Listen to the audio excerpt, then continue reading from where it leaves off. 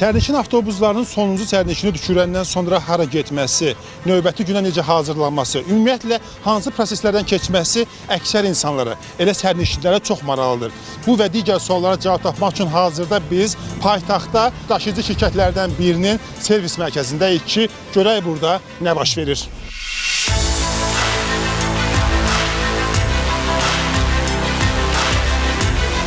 Tecrübəni gətirir, saat 4-də, 5-də qrafik üzrə çıxırıq.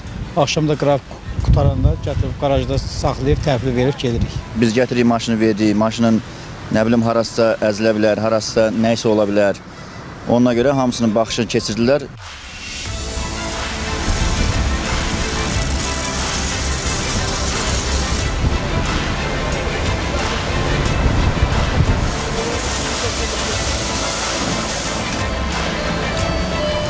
Bəli, servis mərkəzinə gələn avtobuslar ilk olaraq yuyulur, içi təmizlənir. Sonra isə yanacaq doldurma məntəqəsinə gəlir ki, yanacaq doldurulsun.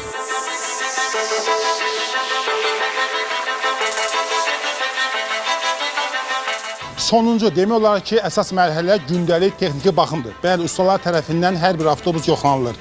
Nasazlıq varsa aradan qaldırılır ki, növbəti gün sərnişin daşımasında hər hansı bir problem ortaya çıxmasın.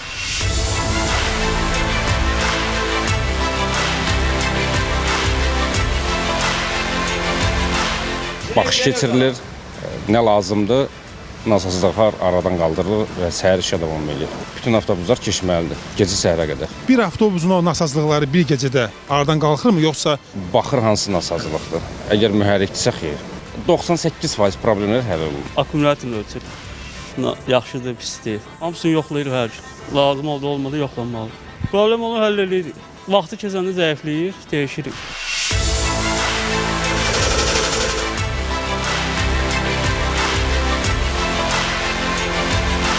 Nəqliyyat vasitələri ilə yanaşı, həm də sürücülərimizin tibbi müayinəsi üçün burada bizim həkimlərimiz, peşəkar həkimlərimiz var, hansılar ki, tibbi müayinədən keçirdirlər hər gün onları və heç bir sürücü tibbi müayinədən keçmədən reysə buraxılmır.